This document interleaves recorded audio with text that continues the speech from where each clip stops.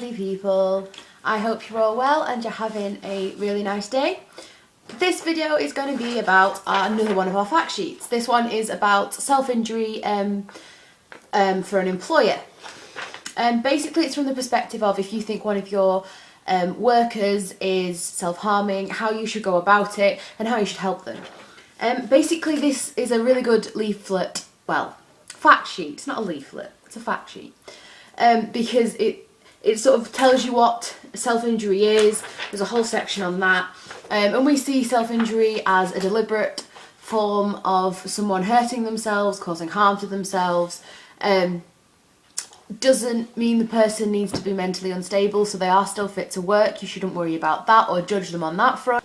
Also, it talks about the types of self-injury, which is mostly cutting, but it's also not limited to cutting. It can be burning or sort of bruising yourself intentionally.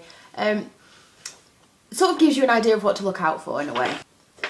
What this sheet will emphasise to you as well, I think, if you're an employer, is that anyone can self-injure. It is literally anyone that can self-injure. So if you think that a person isn't that kind of person, rubbish. Of course they are. Everyone is potentially that kind of person. Self-injury is not a problem. It is not an addiction, so to speak. It's a coping mechanism, a way someone is choosing to deal with stress or an emotional distress in their life. They're turning to self-injury to cope with that distress. It's not some mental disease, if you will. It's not something like that, as a lot of media will sort of have you believe. It's not something that means a person is unfit to work, and this is the key thing that we want to stress to you here. Just because a person self-injures does not mean they are not fit to work. They are.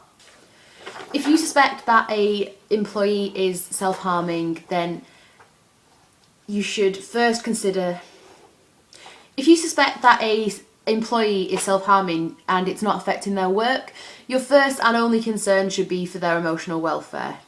Technically, you have nothing to suspend them for, discipline them for, question them for. The only reason you should be concerned is for their emotional welfare, and that is great because people need to know that there's people behind them that are willing to support them. It'd be really good if you can let the person know that you're concerned for them and that you're available to listen. Ask if there's anything that worked that can be changed a bit to sort of take the stress off them a little bit, or help them how working at home or something like that for a day or so out of the week, something like that. Just make little personal suggestions like that that can help a lot to an individual.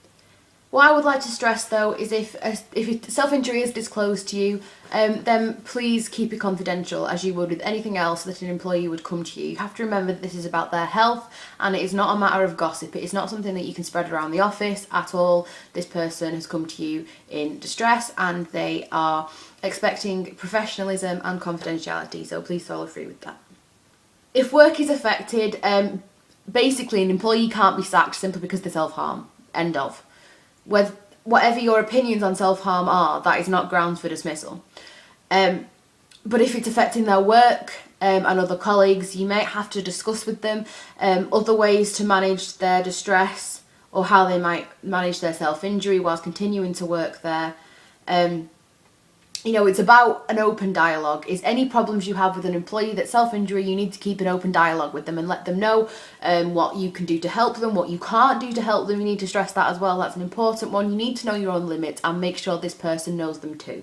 An employee with an employee that is using self-injury often is very, very dedicated and he's just trying to be a good worker and he's trying to find the best way for them to cope.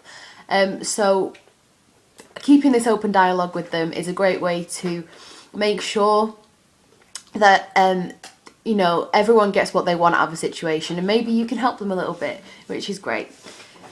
This fact sheet is brilliant. It is one of our fact sheets. We've got quite a few. This is a non-colour version because I'm a student and I can't afford colour printing. But the real version is really colourful. I'll put a link down below in the description as to where you can get it, where you can download it and print it out. It's full of information of what you need to know, what you can help with. It's really good, basically. Yeah, so I'll put the link to that. If you would like to talk with like-minded people, please go onto our forum. You can talk to people on there, get a discussion going. It's a really nice community, whether you self-injure or, again, are an employee. You can get insight, shall we say. You can also follow us on Twitter, Tumblr or Facebook. We're everywhere you can possibly want us. Any social network, we are there. So please give this video a like, share it with your friends, maybe add to favourites if you enjoyed it or thought it was useful. So thanks a lot guys, and I hope you're all okay. Stay strong!